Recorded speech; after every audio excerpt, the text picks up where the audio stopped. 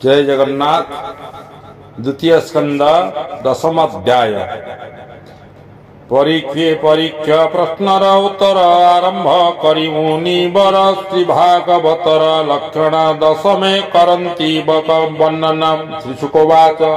शुक कहंती राये शुणासी ये भागवतर लक्षण 10 प्रकारे भाव चिंती पुराण पुरुषे बोलांती ताहा कहिबा एबे एके प्रस्तावे तोहर सम्मुखे। स्वर्ग विसर्ग देवास्थान स्वपोषण उति परिमाण जे मन्वंतर ईश कथा निरोध मुक्तिर व्यवस्था आश्रय मिशी 10 गुण ए भागवतर लक्षण 10 विशुद्ध अर्थे रहे नव लक्षण जेवा हे। वेद विचारी महाजने तत्व कहंती अनुमाने 10 इंद्रिय पंचमात्र महत तुले पंचभूत ताहांक जन्म सर्ग कही गुण वैषमी एते होई पुरुषर देहे ब्रह्मा सर्जना जेते होई पुरुष चराचर जेते विसर्ग बोलंती एते विष्णु विजय स्थिति नाम भक्तानुग्रह जे पोषण मन्वंतर जे मनु धर्म कर्म वासना उति नाम विष्णु अवतार चरित तार भक्त जे उचित ईश्वर कथा अनुवादे उत्तम पुरुषंक मध्ये ईशानु कथा यहा कही अपरे शुण मन देहि संहरी आत्मार सकति जड़े शयन जोगपति निरोध बोली तार नाम निज स्वभावे पूर्ण काम मुक्ति स्वरूपे व्यवस्थिति जहि न घटे पुनर्गति आभास निरोध ए दुई जा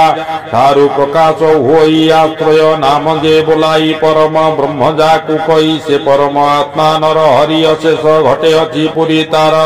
सकाशु जीव एक तेणु बोलाई अत्याध्यात्मिक से आदि देवता बोलाई अधिभूतंक आत्मा से ही जेबेनी विच्छेद करई ताहाकु अधिभूत कही अभावे एक तर जदि न रखे परस्पर तेबे नुहई संसार जेमंते चक्षु दिन कर तृतीय साक्षी रूप होई से देखे पर आत्मा से ही अन्य आश्रय जे से हुई तार आश्रय हटे से ही सर्व आश्रय तार नाम परम पुरुष उत्तम जे जेउ काले अंड भेदी बाहर हेला गुण निधि आत्मार स्थान इच्छा करी स्वभावे जल सृष्टि करी से जल मध्य माया धर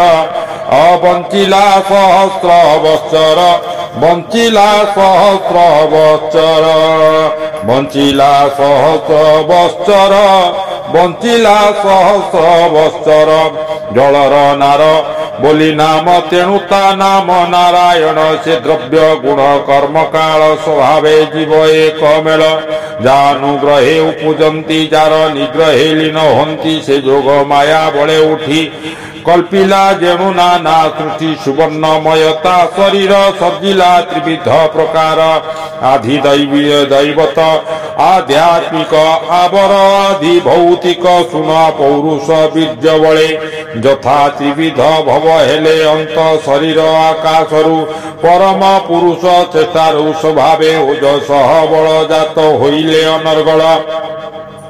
ओये तिनी भाबु प्राण जात 10 प्राणंक मूलनाथ ताहार बळे प्राण बल इंद्रिय चेष्टा ही सकल चलंती तार अनुपथे अशेष प्राणी अंतर्गते राजांकु जेन्हे आश्रय करी केवल पथ अनुसरी मूल कमलु एही मते संचरु ब्रह्मरंध्र पथे प्राणर आतजात क्रमे उपजे क्षुधा तृष्णा समे क्षुधा तृष्णार मार्ग मुख तेणु सुजिले अग्रे मुख मुखर मूले ताळु जात ता संगे रसना संभूत तार संयोगे नाना रसे बसंती वरुण विश्वासे शब्द अर्थे मुखद्वार अग्निदेवता वाक्य धरे सुचिर काल थाई जले नासा विवर वायु बले आघ्राण अर्थे उपजिले तक्षणे गंधव तुले आत्मार देखि अंधकार ब्रह्मा सुजिला चक्षुद्वार ज्योति सुजिले तारक्षणे रूप ग्रहण इच्छी मने वेद पुरुषंकर वचने विधाता বেদ অনুমানে শুনিবা অর্থে নানা শুন ନିର୍ମଳେ ପ୍ରକାଶିଲା କର୍ଣ୍ଣ ଦିଗ ଦେବତାଙ୍କର ରକ୍ଷଣେ ପ୍ରକାଶେ ଯେବାମ ଦକ୍ଷିଣେ ବସ୍ତୁର କୋମଳ କଠିନ ଲଘୁ କି ଅବାଗ ଗୁରୁ ଗୁଣ ଶୀତଳ ଉଷ୍ଣ ଜେଣେ ଜାଣି ପବନ ଯୋଗେ ପରିମାଣି ସେ ଚର୍ମ ଇନ୍ଦ୍ରି ଗୁଣେ ଭଜି ଉପରେ ବହେ ରୋମରାଜି ଅଶେଷ କର୍ମ କରିବାରେ ପ୍ରକାଶ ହୃଦୟ ଉପରେ ବାମ ଦକ୍ଷିଣ ବେନିକର ଯହିଁ ରକ୍ଷକ ସୁନାଚିର ଦାନ ଦାନ କର୍ମ ଆଦି ଅର୍ଥେ ସଜିଲେ ବେଦବାଦୀ ଜୀବର ଗତାଗତେ ପୁଣ ବିଧାତା ସଜିଲେ ଚରଣ ସେବାମ ଦକ୍ଷିଣ ପଦର ରକ୍ଷକ ହେଲେ ଯଜ୍ଞେଶ୍ୱର ସମସ୍ତେ ହେବେ ହବ୍ୟ କବ୍ୟ ବିଧି ଚର